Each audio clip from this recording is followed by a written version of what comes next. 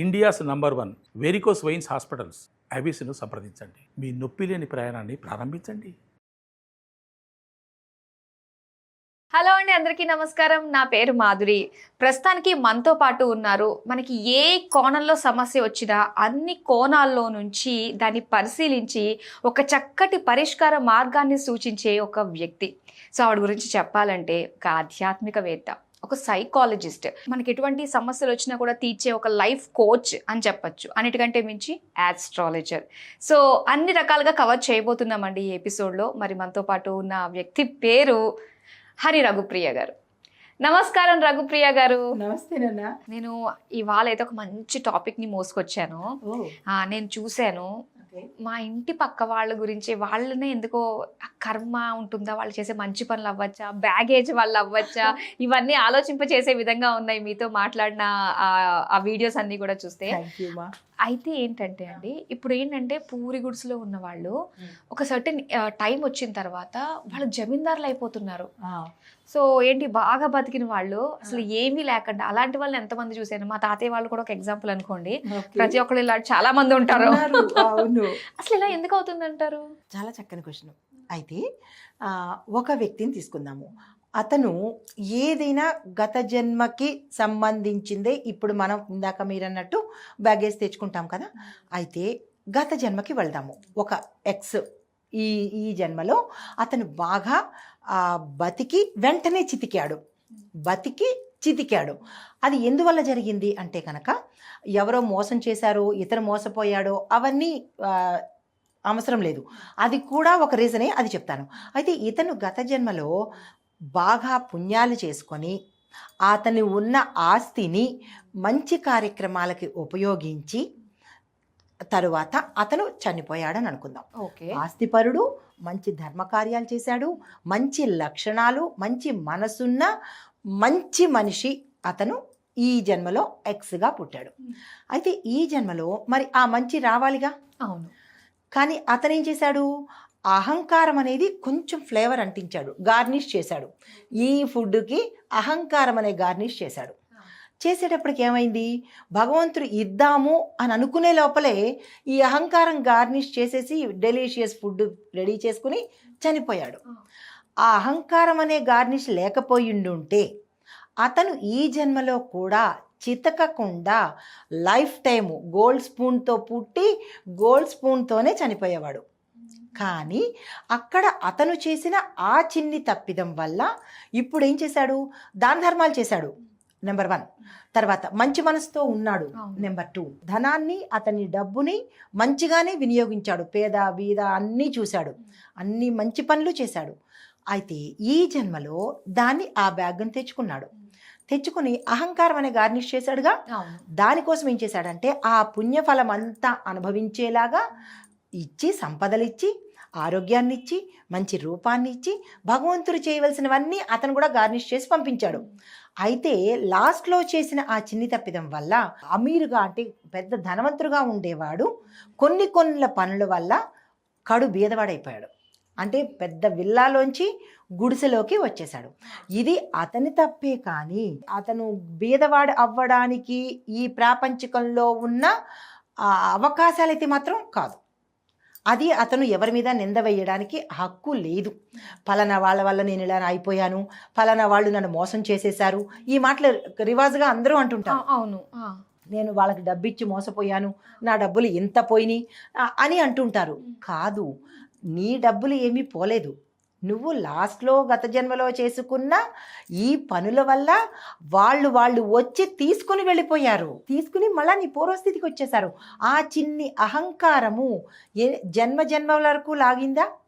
అందుకే మనిషికి అహంకారం ఉండకూడదు. అన్ని మంచి పనులు చేసినందుకు భగవంతుడు ఇతన్ని ఈ జన్మలో కూడా ధనవంతుడిగా పుట్టించి ఆ చిన్న తప్పిదం వల్ల వేరే వాళ్ళ వల్ల ఈ ధనాన్ని లాక్కుని తిరిగి ఈ స్థితికి తీసుకొచ్చాడు. అప్పుడు ఇతను ఏమి రియలైజ్ అవ్వాలి, ఓకో నేను చేసిన తప్పుల వల్ల ఇలా వచ్చింది కదా, అది కారణము అహంకారము. దాన్ని విడనాడి మళ్ళా చేశారనుకోండి, ఈ మంచి పనులు చేసుకుంటే మళ్ళా ఆల్ ఆఫ్ సడన్గా అది కూడా మనం నిత్య కూర్చొని చూస్తున్నాము. ఎంతో కష్టపడ్డాడమ్మా, సడన్గా మంచి స్థాయిలోకి వెళ్ళిపోయాడు. అవును, పెద్దగా బతికాడు, ఈ చింకిగా ఉన్నాడు, మళ్ళా స్థాయికి వెళ్ళిపోయాడు అంటే అతను రియలైజ్ అయ్యాడు కాబట్టి మళ్ళా భగవంతుడు కరుణించి అతనికి స్థాయిని ఇచ్చాడు. ఓకే, ఇది ఒక సెగ్మెంట్. అయితే మరికొంతమంది పుట్టుకతోనే బీదగా పుడతారు ఐరన్ స్పూన్తో, కానీ ఒక స్టేజ్ వచ్చేటప్పటికి ఆల్ ఆఫ్ సడన్గా అతను పెద్ద హై స్థాయికి వెళ్ళిపోతాడు. ముందు నుంచి కష్టపడి ఒక స్థాయి వచ్చిన తర్వాత రైజ్ అవుతాడు. ఈ రోజు గొప్పోళ్ళని ఎవరి గురించి అయితే మనం మాట్లాడుకుంటాం వాళ్ళందరూ కూడా అదే ప్లేస్ నుంచి వచ్చిన వాళ్ళు. అయితే వాళ్ళు గత జన్మలో వాళ్ళు చేసిన మంచి కర్మలు ఉన్నాయి. వాళ్ళకి స్థాయి లేకపోవచ్చు, మంచి కర్మలు మనస్ఫూర్తిగా చేశారు కాబట్టి వాళ్ళు కొద్దిగా ఎదుగుతూ వచ్చి ఆ స్థాయిలో సాచురేట్గా ఉండిపోతారు. ఇంకా వాళ్ళు కింద పడ్డం అనేది ఉండదు.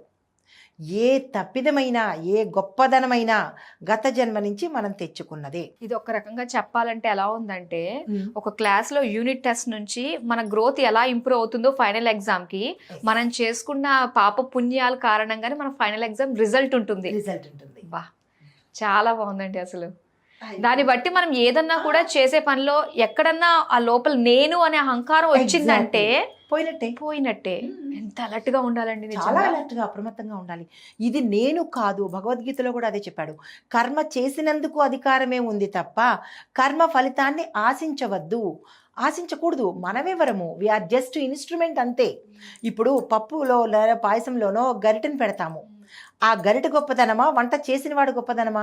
గరిట ఏమీ లేదు, ఓన్లీ తిప్పుతుంది అంతే. మన చేత తిప్పబడుతుంది. అలాగే భగవంతుడి చేత మనము తిప్పబడుతున్నాము. ఆ పదార్థం మంది కాదు, ఓన్లీ గరిట మాత్రమే మనము. కానీ ఆ గరిటలో ఉన్న తీపి కానీ పులుపు కానీ కారం కానీ గరిటకి తెలీదు, అవునా? అది తీసుకోదు. ఎప్పుడైతే అలా తీసుకోదో గరిట వడ్డించుకున్న తర్వాత దాన్ని పక్కన పడేస్తాము, ఆ పదార్థానికి వాల్యూ ఉంటుంది. అలాగే నేను చేస్తున్నాను అనే అహంకారం పెట్టుకుంటే ఆ ఫలితం మనకి రాదు. మనము గరిట లాంటి వాళ్ళమే. అంటే నేను నా చేత చెయ్యబడుతోంది అనుకుంటేనే ఆ ఫలితం మనకు వస్తుంది. భగవంతుడు చేయిస్తున్నాడు అని అనుకుంటేనే ఆ ఫలితం మనకు ఇచ్చేందుకు ఉన్నాడు కదా ఆయన. మనమెవరో మనం చేసుకుంటూ వెళ్ళిపోవటమే అంతే తప్ప ఇది చేస్తే నాకేమొస్తుంది, క్యాలిక్యులేటెడ్గా ఉంటారు చాలామంది. నేను నీకు ఒక హెల్ప్ చేస్తున్నానంటే నాకేమొస్తుందబ్బా, వీళ్ళకి చేస్తున్నా వేస్టే, నాకేమి ఇవ్వరు. వీళ్ళు ఇచ్చేదేంటి, ఇచ్చేందుకు వేరే ఉన్నాడు కదా. మనం ఒకళ్ళతో మాట్లాడాలన్నా వీళ్ళతో నాకు ఏంటి పని అన్నట్టుగానే మాట్లాడే పరిస్థితుల్లో ఉన్నాం కాబట్టి మనకు వచ్చే ఫలితాలు అలాగే ఉంటున్నాయి. కాబట్టి ఈవెన్ నేను ఏది చేసినా నా పరంగానే నేను చెప్పుకుంటాను. నేను ఏది చేసినా, ఒక చిన్న దానం చేసినా, ఒక చిన్న సేవ చేసినా నా చేత చెయ్యబడుతోంది అని అనుకుంటానే కానీ నేను చేస్తున్నాను అని అనుకోను. నేను అనే పదాన్ని పక్కన తీసేస్తా. నేను చాలా సేవా కార్యక్రమాలు చేశాను, స్టిల్ ఇంకా చేస్తాను కూడా. కానీ ఇక్కడ నేను అని ఎందుకు చెప్పవలసి వస్తోంది అంటే మీకు తెలియాలి కాబట్టి. రఘు చేస్తోంది, అర్థమైందా? అంటే నేను చేస్తున్నాను అని కాదు, అక్కడ నా చేత చెయ్యబడుతోంది అనుకుని కనుక చేస్తే ఆ ఫలితం ఇచ్చేందుకు ఎలాగో భగవంతుడు వెనకాల ఉన్నాడు. ఆయన ఇస్తాడు, మనకేం సంబంధం, మనకు అవసరం లేదు. దేనికి ఎవరు ఎప్పటికి ఎలా లెక్కలు ఇవ్వాలో చూసుకునేవాడు వాడున్నాడు. చాలా బాగుందండి. సో భగవద్గీత ఆ శ్లోకం గురించి కూడా మీరు చెప్పారు కదా.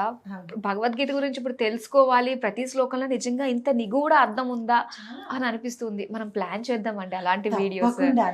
చాలా బాగున్నాయి అసలు, ప్రతి ఒక్కరు తెలుసుకోవాలి. నిజంగా ఈ వీడియో గురించి ఎవరైనా తెలుసుకుని వాళ్ళు చూసారంటే వాళ్ళకి పాత కర్మలు పోగొట్టుకుని కొత్త కర్మలు వాళ్ళు చేసుకోవడానికి, మంచి కర్మలు చేసుకోవడానికి ఒక ఆస్కారంగా మీరు చెప్పిన మాటలు ఉన్నాయి.